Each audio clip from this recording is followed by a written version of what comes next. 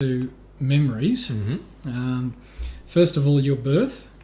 You've stated that you were in fact the Messiah, as foretold in the Old Testament.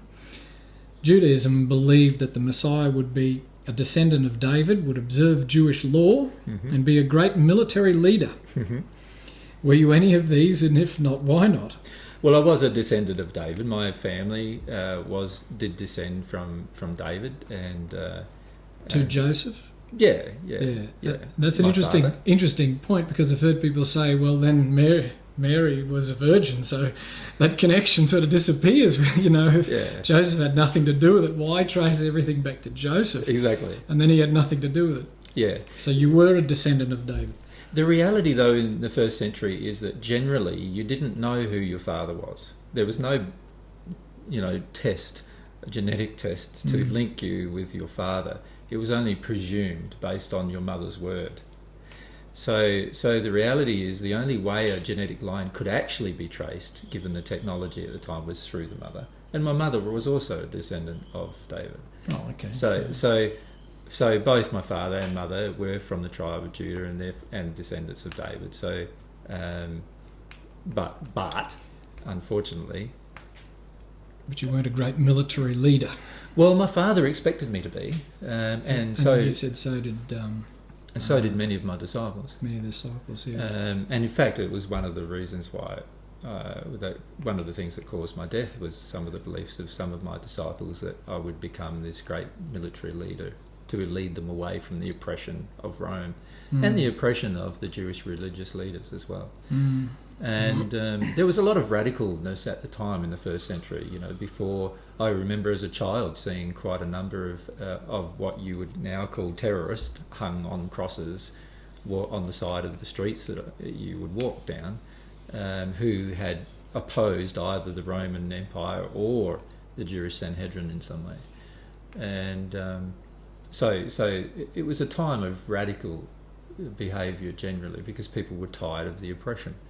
And but they then expected me to be the relief from the oppressor, and I taught that relief from the oppressor only came through love, by loving the oppressor, and then the oppressor would see they had nothing to fear, and therefore would highly unlikely ever attack you as a result.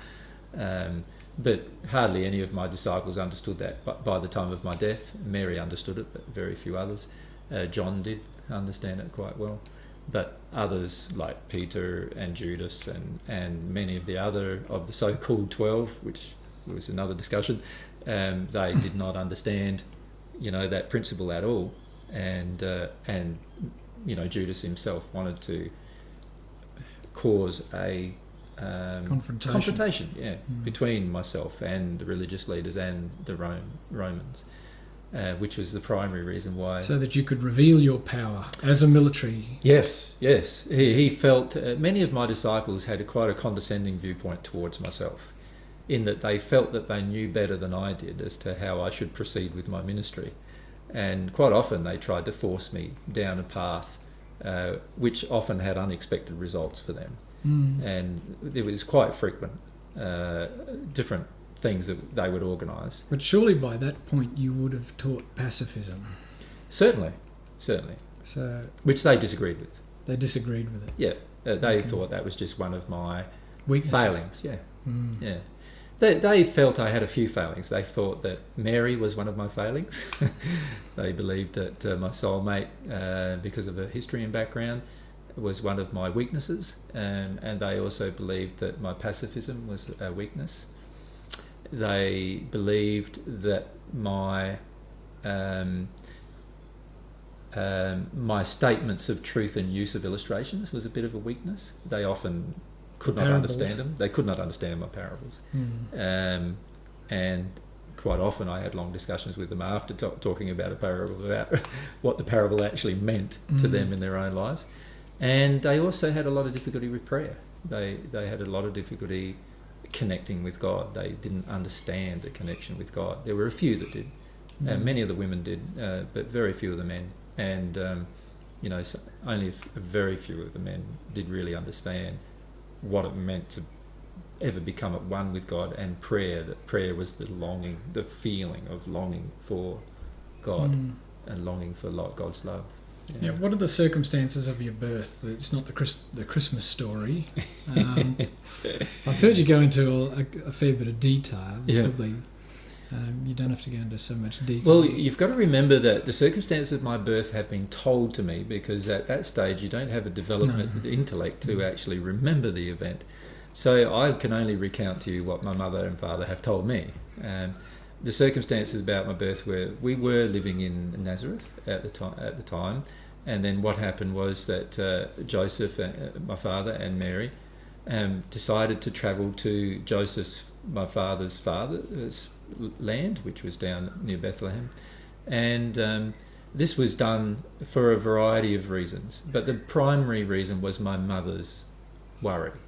My mother was worried because just around about the time period of that time in Nazareth, there was quite a lot of what you would call terrorism, or acts of violence, random acts of violence caused by people who were against Roman oppression, but they were also unfortunately themselves oppressing the common people.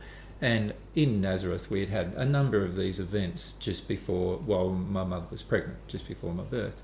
And my mother wanted to go somewhere safer. And somewhere safer was closer to the Roman garrison, which happened to be in Jerusalem. Okay. So my father and my mother decided to travel to Bethlehem, and as it turned out, we rocked up there at night, just on dusk.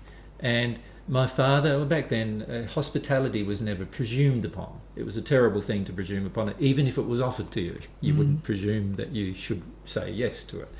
And so my father's family, one of his brothers, offered for us to stay in the home that he had, which would have meant moving some of the children out of one room and so forth, quite a lot of trouble. And so my father, feeling bad that he'd rocked up near evening, decided no, that would not be suitable under any circumstance. So we finished up staying in what the Bible now calls the manger, or what you would now in Australia call just the barn. The barn, a shed, okay, where the cattle were kept or where the sheep were kept. Usually by this stage the sheep were kept close by, because it was nearing winter time, and so therefore, and in winter in Jerusalem can get quite bitter, and in Bethlehem the same. So what they would generally do is they'd keep the animals in at night and let them out during the day and put them back in at night and so forth. And it was the last of that time. It was like just the transition between between autumn and winter. And so, they were kept outdoors, generally, sometimes overnight. The shepherds would stay outdoors.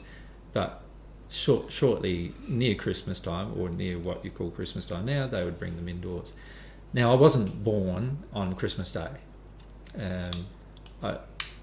December the 25th happens to be, at the time, the shortest day of the year. So December the 25th was chosen because it was the time that the Romans worshipped the sun god. It was the shortest day, and so what they would do is have a big celebration about the lengthening of the days now, working towards spring and then summer from winter.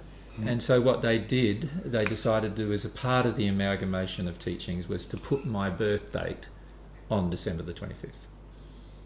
So I was not born on December the 25th. But you think it was, you don't really have an idea. You think I was born in the month of Tishrei, which is more like September, October, our time now. And I died in the month of Nisan, which is like anywhere between March and April, our time now. Remembering, of course, that we had lunar calendar, so not a solar calendar. And every 50th year we'd have a jubilee to catch up with the solar calendar. This was the way of the Jews. So to calculate it accurately in terms of my birthday is quite a complex mathematical calculation going back 2,000 years. Okay, now your early childhood, do you have any early childhood memories, like, say up to the age of 10 or... Yeah, lots of early childhood memories. I can remember as a very young child, just a few years of age, playing on the side of the river. We lived. I suppose I should mention that. So you were near a river. Yeah, we moved to Egypt. That is an accurate thing that happened from our birth. So from my birth, the events of the Bible portrays in my birth. Some are accurate but mistimed, and others are a bit inaccurate and embellished, is the best way to put it. So I did have three magi, or three astrologers, you would now probably call them, from the east come to visit me when I was around 2 and a bit months old, nearly 3 months old, and they did offer some gifts, nothing of substantial value, as the Bible would seem to imply at this point, but there was a little trinkets, I suppose you would call them, that came. But they also came with the warning that, because they had actually visited Herod before they visited my father, and they said to Herod that we're looking for the Messiah, the King of the Jews, and Herod, of course, had a major issue with that. He was a despot, and violently so. He had no compunction to kill all of the members of his family in order to stay presiding as the ruler. And in fact, his whole desire was to have his entire family murdered at the time of his death, so that none of them could fight with each other to determine to become another Herod. That's one way. So he was quite a violent man, and he didn't really care. He was very concerned about the messianic prophecies. In fact, it was an obsession of his that he was concerned about them. And when these astrologers came to him, he obviously was very concerned, and so he tried to find out where they went to find myself and my father and my mother. And they warned my father about Herod's interest, and my father then also had quite a lot of feelings from the spirit world about our safety, which meant he decided that when I was around about 4 months of age, he decided to move to Egypt, and we went there on foot. Okay. Yeah. And so, remember, we've still got the house in Nazareth, which we hadn't visited all that time, and so we went to Egypt, and we lived in the Delta in Egypt, on the Nile Delta, as did millions of other Jews actually at the time. And there was a synagogue there. There was there's over 1 million other Jews in the city nearby us. My father practiced his artisanship, which was like a builder nowadays, and became quite wealthy through that process. But my father did some things with me. So I can remember playing as a young boy on the sides of the river, being fascinated in creation, having my father quite confused about my nature, because he at this stage felt I was the Messiah. But he thought I'd be some, warrior. He was trying to teach me to become a warrior, and I was very gentle. And the more he tried to teach me to become a warrior, the more gentle I became, which often infuriated him. And so he decided to educate me, which was something that he possibly would not have done if he didn't feel I was the Messiah. So I went to school. From quite a young age, in the first century. Were you a bright kid? Yeah, I was just like pretty much as I am now, I suppose. So caught on pretty quickly with everything. I learnt to speak a few different languages in the process, and I also was fascinated with what you would call the prophetic books of the Old Testament, which were scrolls in our time. And from what age? Oh, from the age of 5. Yeah. So I was fascinated. I loved it. So I loved study. You didn't have to force me to go to school. Like, I'd be gone before Mum and Dad knew, pretty much. And we had usually 3 hours in the morning of it.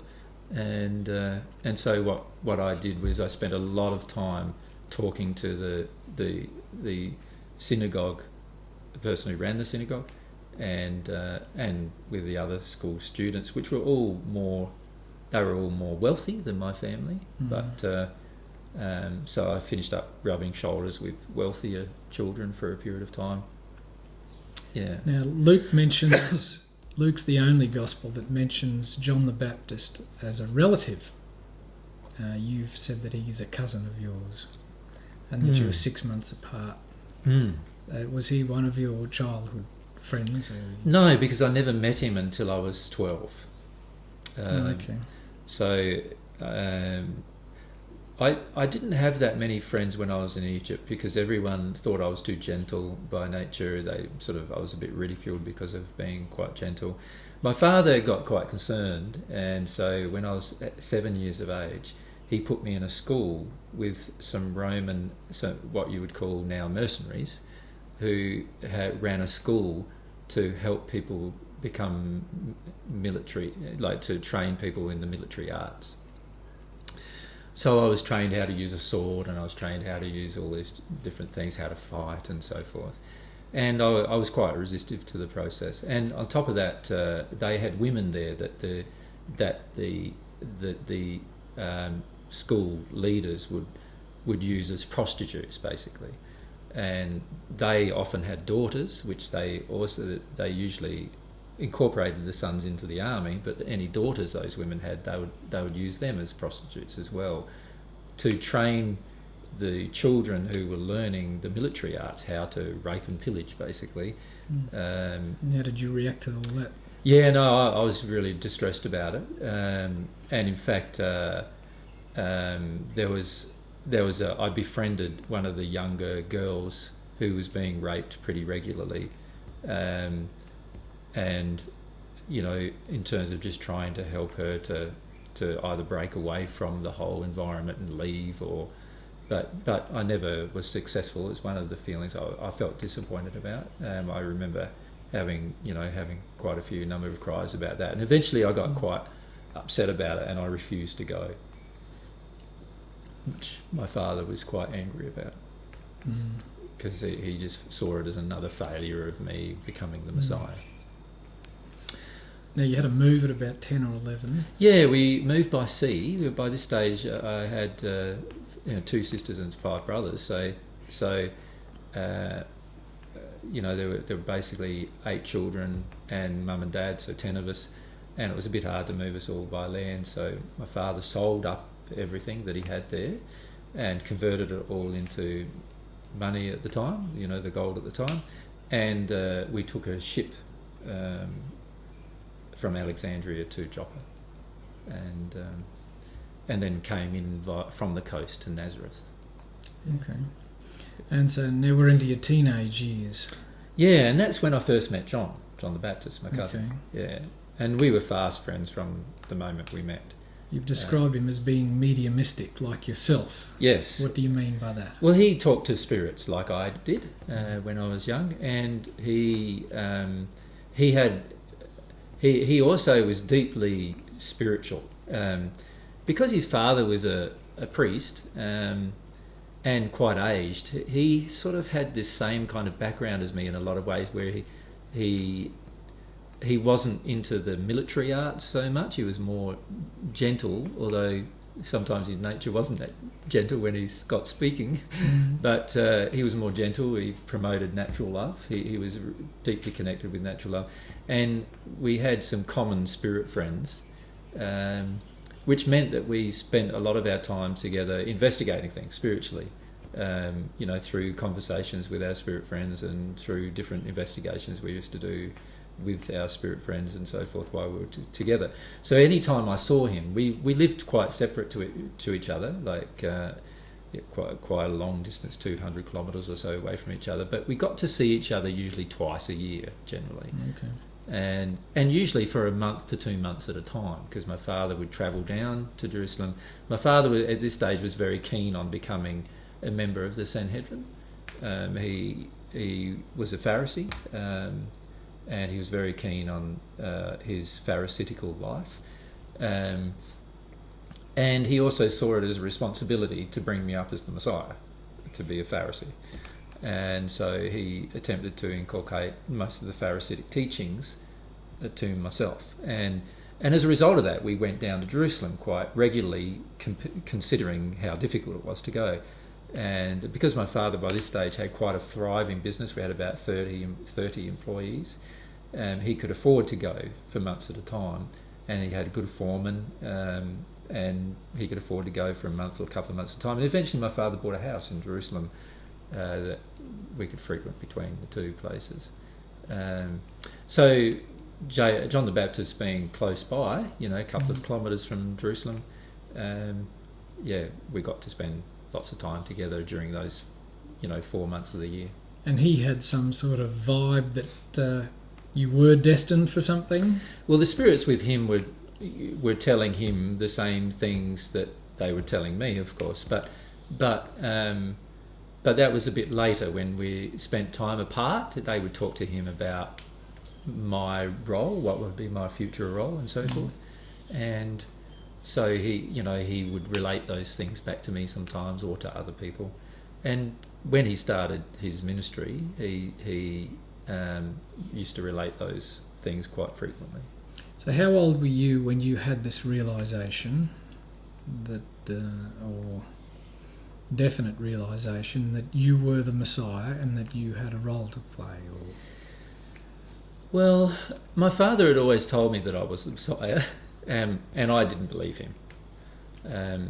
My readings of the prophecies were all about love. Every time I read them, I could see that God was trying to teach humankind about love, about softening their heart, not hardening their heart, not being violent, being gentle, having morality, having a connection with truth. And some of the prophetic books really interested me. The book of Hosea really interested me because it illustrates the forgiveness process. And these kind of principles so I read into the prophetic books a lot different sort of things than what the average priest or synagogue leader would actually read into them. And so I started to see everything as a love-based thing. So by the time I was 14 or 15, I realised that the Messiah was coming, and I had a very strong feeling that the Messiah was coming. The prophetic books of Daniel pointed to the time period I was living in as the time period of the Messiah. And so I then started looking for the Messiah. I didn't assume it was myself. I started looking for the Messiah, in others. So when any religious leader would pop up who seemed to gather a following, I would investigate their teachings and so forth, and see, whether they knew about love, which was what I felt was the mark of the Messiah. And sooner or later, it became very clear that they didn't know about love. And so, I'd give up the search for that particular person and see until another person came along. And I continued doing that until I was around 19 years of age. And then you went, uh-oh.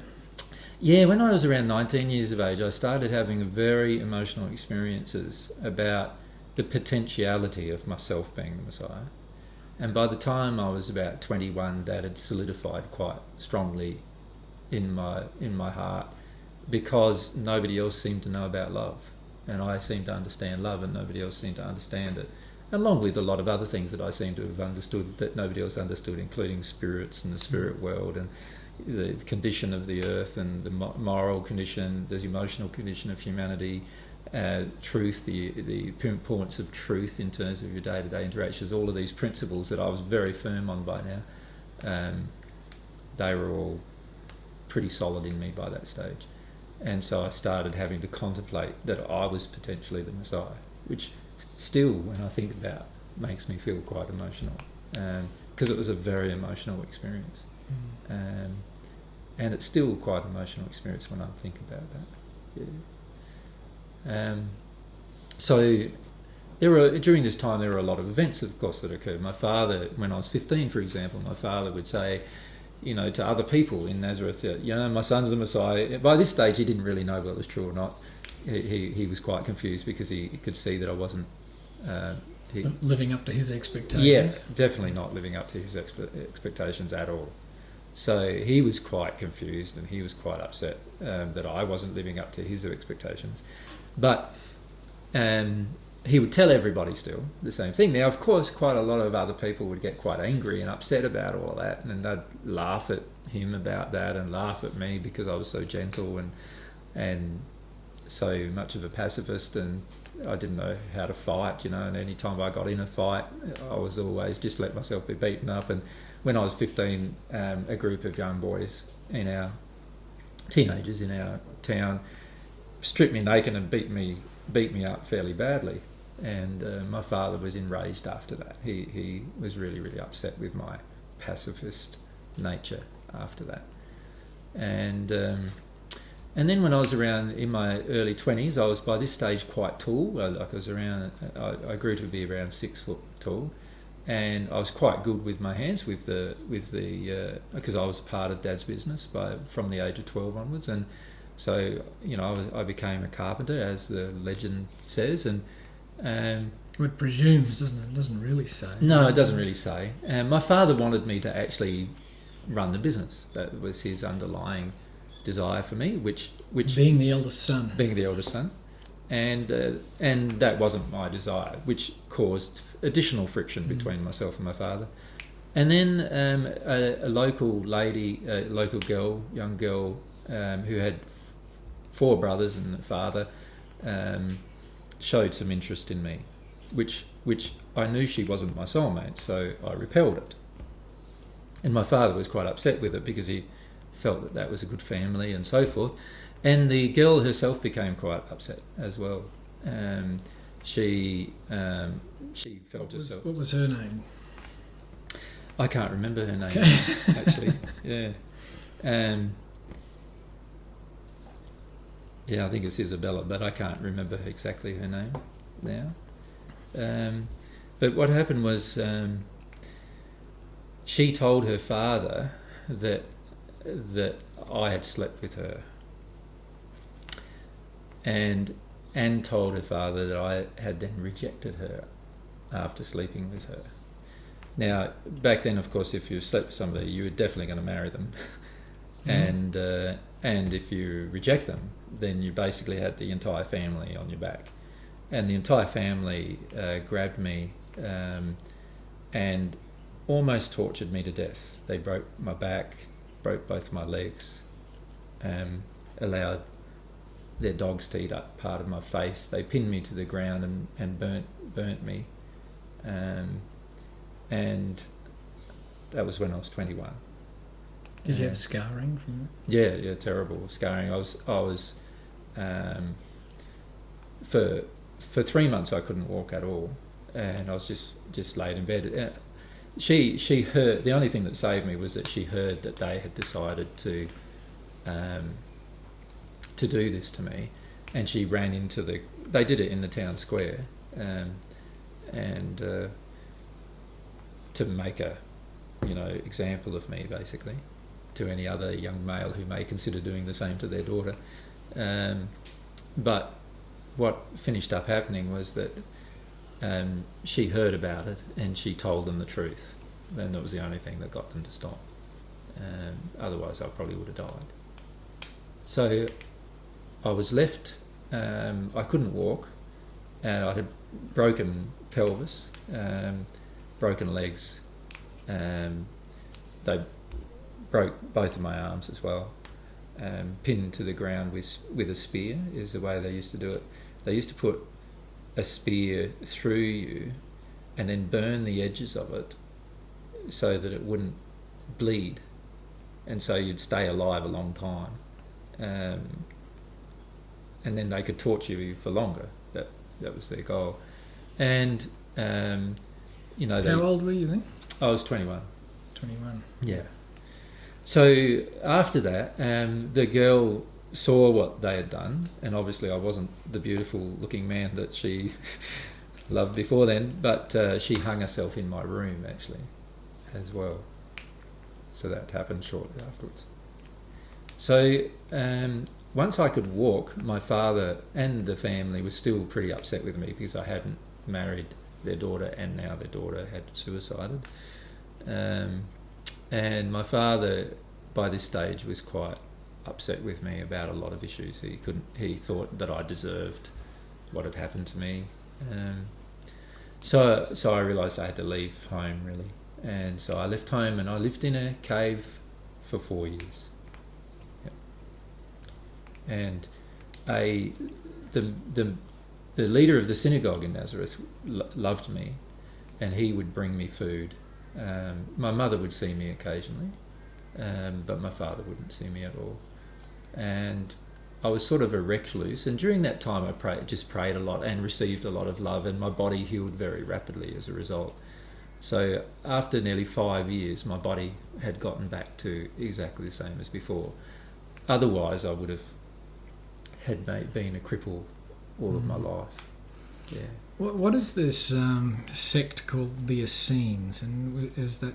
Well, I'd heard of them. They were another one of the people that I'd heard and investigated in the first century, but I could see that they had a lot of unloving teachings as well. So you know, I could see the Messiah couldn't come from the Essenes. So you weren't influenced by any of their... It's funny. You could say that I was influenced by everything or nothing. Everything in the sense that I used to investigate everything, and nothing in the sense that it was only if it was in harmony with love or truth that I would accept it. So that's how I would investigate everything. And they were on Mount Carmel, is that correct? They had a lot of different places around. Eventually they went to Mount Carmel, but they had many other places around generally, and it was only when they started to get oppressed that they sort of gathered together in communities. They were like any other sect, or what you would call a sect today, you know, that if the sect is oppressed, then generally they finish up gathering together in a community and therefore having closer association with each other. But generally, if they're not oppressed, they'll be throughout society. They had a lot of interesting belief systems. John the Baptist was also quite interested in them at times, but they also had some unloving teachings as well. So that I could not agree with. Now, you would have started in your 20s to start to have problems with your own religion. Much earlier than that. I remember when I first went to Jerusalem, I was in my 13th year, and it disgusted me, basically. It disgusted me. I became a vegetarian that year because there was just blood running down the street from the sacrifices, and the sacrifices were primarily to feed the priesthood, who most of whom were quite fat, because they were living in the lap of luxury off of meat-based dishes, while many of the people they were serving, while they might not have starved, they were close to starving, some of them. And there was a spiritual drain on the people. The priesthood was living in luxury, while the people they were meant to have been serving were living in poverty, and more was being demanded of them every time. And they set up the temple tax and a number of other taxes which were specifically for the Sanhedrin, or members of the Sanhedrin. Generally it was the Sadducees at the time. My father was also quite distressed with them. So they had these animals that they would sort of sell as sacrificial animals? Yeah, what they would do is they'd breed up animals, which were often just the same as any other animal. There was no specific fantastic feature about the animal. But so it didn't have to be a goat? There were goats and sheep and so forth. But what they would do is they'd breed up, from any flock, you know, they'd breed up these animals. And then they'd sell them for 10 times the price of a normal animal because it was one that you had to sacrifice in the temple. And they actually sacrificed them in the temple. Yeah, and then the person who ate them wasn't the person who bought the animal. It was the priest. What was that supposed to do for them? It was meant to save them from their sins. It was the same principle attributed eventually to myself through what people believe to be Paul's thoughts, which Paul didn't have. But, yeah. Okay. So now we come to about 31. Well, there's a fair bit in between so far.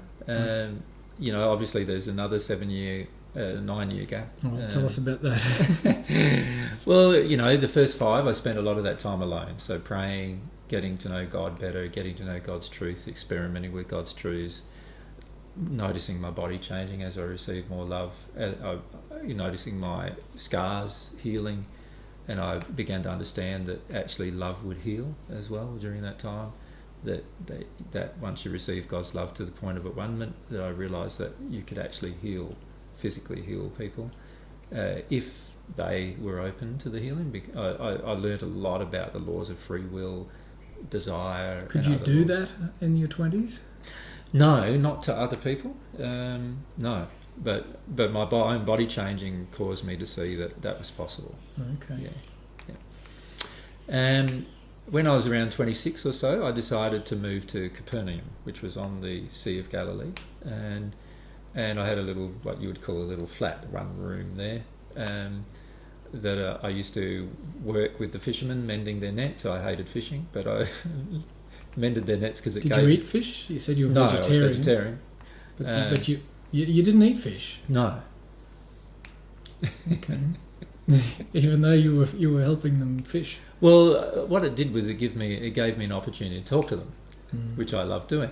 It gave me an opportunity to talk about all these different things that I'd discovered in my early 20s while I was living alone, all these truths of God that I felt a strong desire to share with others.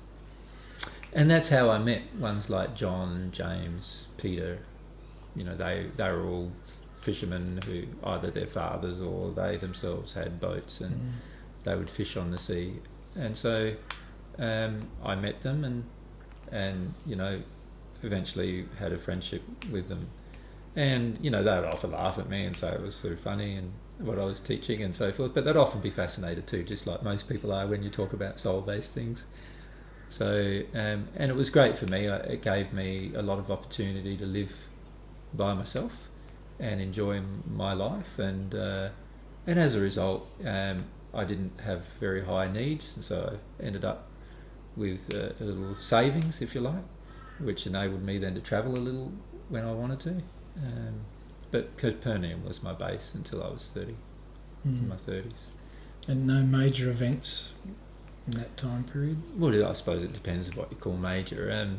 There's no major traumatic events that happened to me during that time. By this stage, I developed another friendship with the local synagogue attendant there, and so I spent a lot of time in the synagogue and just again reading the books. That's were the only places where the prophecies were available. I found that every time I read the prophecies, I had this tingling sensation going through me. I could feel connected with God. I could feel God telling me things, and so I was very drawn to doing that as well. And I only worked enough to provide for myself, and spent the rest of the time doing these other things. Yeah, it was a really important time for me though, because it solidified all of the teachings that I'd been learning when I was by myself, and it also really closely established my connection with God to the point where I became at one with God, and I became at one with God in Capernaum. At the age of? 31, or in my 31st year.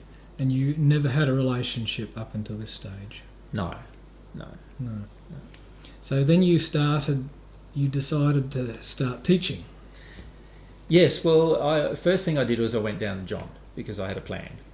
And the plan was that if John went ahead of me talking about natural love, then he could open up people's hearts to divine love by talking about natural love, and then I could come along afterwards and I could talk about the divine love, and people would understand it because they've already been taught about natural love. And by this stage, John had, he was living in a cave down in the south and on the river, and he would often have large numbers of people come, thousands sometimes, come and listen to him. He was quite a good orator,